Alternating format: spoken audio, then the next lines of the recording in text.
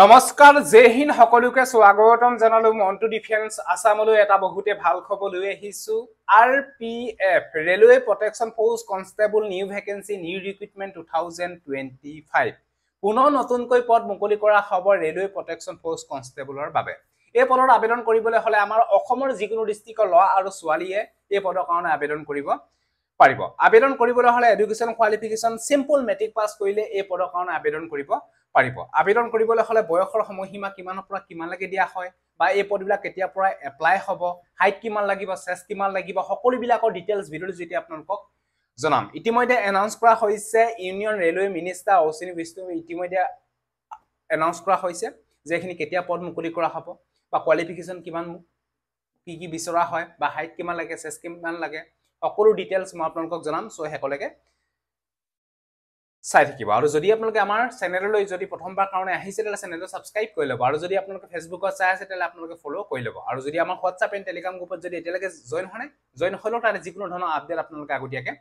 পাব এতিয়া RPF railway protection force constable upcoming new vacancy details মই আপোনালোকক জনাবলৈ বিচাৰিছো RPF constable new vacancy 2025 RPF recruitment conduct by SSC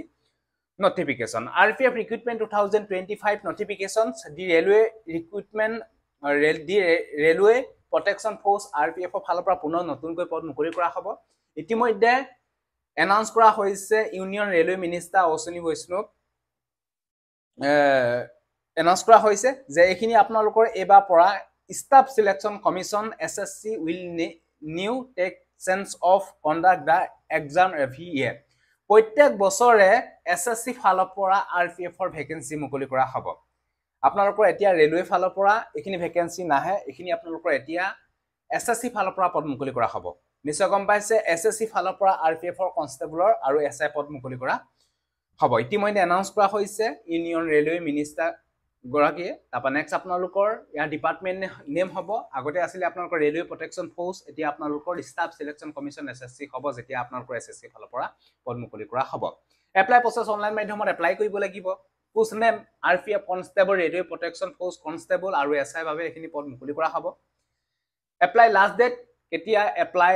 last date হ'ব যেটা নোটিফিকেশন আহিব হেদিনে আমি গম পাম job location all India candidate এই পদৰ কাৰণে আবেদন কৰিব পাৰিব অফিচিয়েল ওয়েবসাইটৰ নাম হৈছে rpf.indianrailway.gov.in কিন্তু এপ্লাই কৰিবলৈ হলে আপোনালোকে ssc.gov.in ত আপোনালোকে এপ্লাই কৰিব লাগিব ইয়াতে আপোনালোকৰ ইম্পৰ্টেন্ট ডেট এনাউন্স কৰা হৈছে ডেটটো 13 অক্টোবৰ 2025 যি আপোনালোকৰ এছএছচি ফালৰ পৰা যি এটা নতুনকৈ কন্ডাক্ট কৰা হ'ব আৰপিএফ ৰিক্ৰুটমেন্টৰ বাবে হেতু আপোনালোকৰ এনাউন্স কৰা হৈছিল 13 অক্টোবৰ 2025 ইয়াৰ এপ্লাই ষ্টাৰ্ট হ'ব 2025 চনতে হয়তো নৱেম্বৰ আৰু ডিসেম্বৰ মাহতে ইয়াৰ এপ্লাই ষ্টাৰ্ট হ'ব এপ্লিকেশন লাষ্ট ডেট হৈছে 2025 জানুৱাৰী হ'ব পাৰে হয়তো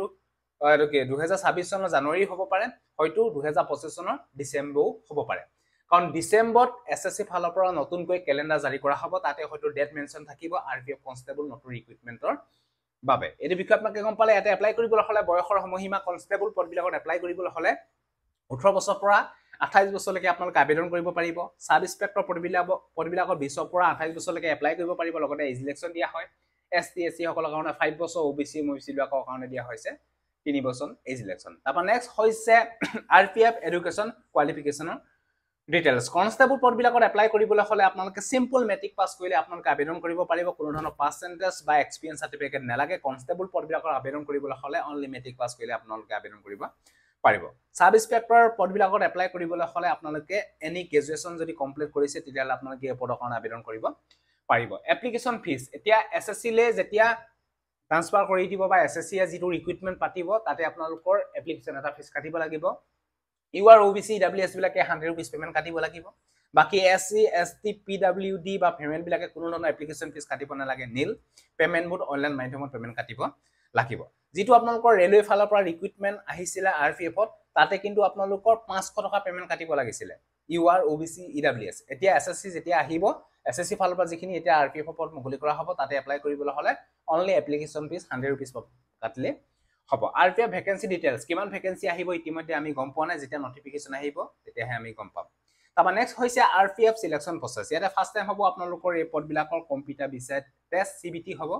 এছএছচি নিচিনা সেমে হ'ব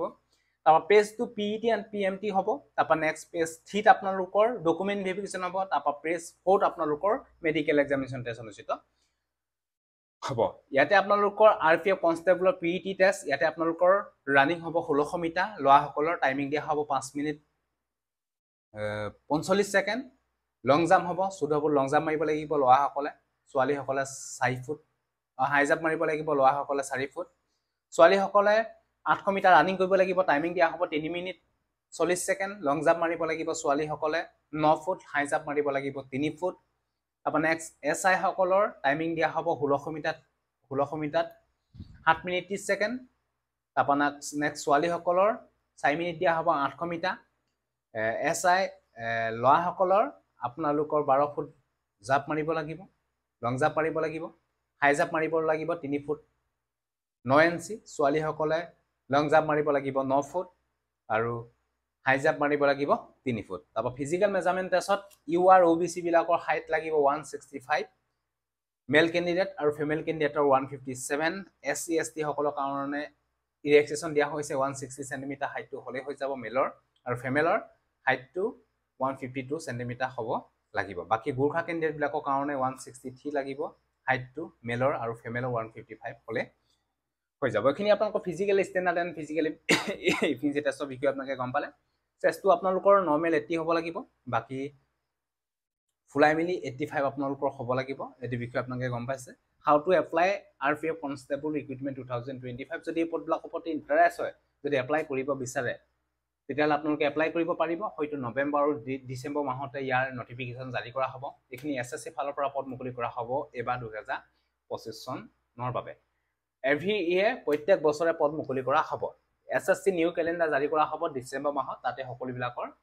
ডিটেইলছ আপোনালোকে গম পাই যাব এতিয়া আপোনালোকৰ বাবে যেটো RPF ৰ আপডেট আহিলে এই আপডেটটো আপোনালোকক মই জনালো যদি ভিডিওটো ভাল পালে সকলো ক্যান্ডিডেটক যাতে আপোনালোকে ভিডিওটো শেয়াৰ কৰক যাতে সকলোৱে গম পাওক সজিলে বাই জয় হিন্দ বন্দে মাতৰম জয় অসম ধন্যবাদ